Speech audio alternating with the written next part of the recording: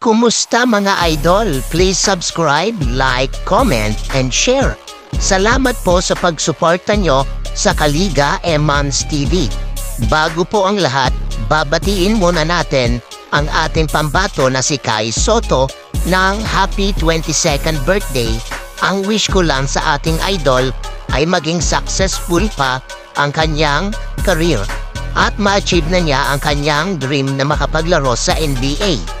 At higit sa lahat ay hindi sana magkaroon ng major injury ang ating pambato na si Kai Sotto. Mas lalo mo panggalingan sa mga bawat laro.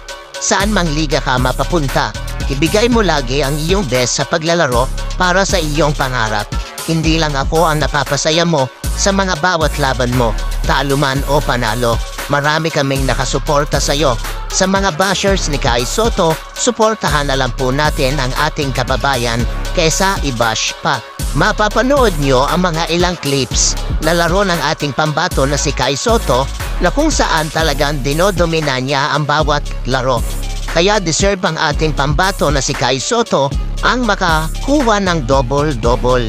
At kitang-kita ang mga improvement ng ating pambato na si Kai Sotto.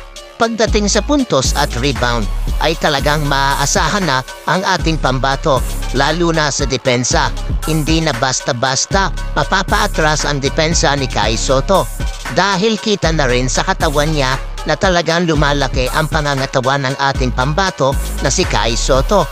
Hindi niya inaatrasan ng ibang mga imports na kahit mas eksperyensado kaysa sa kanya. Muli, isang pagbate mula sa Kaliga Emans TV. Happy 22nd birthday, Kai Zachary Sotto. Mabuhay ka hanggat gusto mo. God bless. So yun lang mga idol. Kung nagustuhan mo ang video na ito, pa-isang subscribe, like, comment, and share. Thank you for watching mga idol.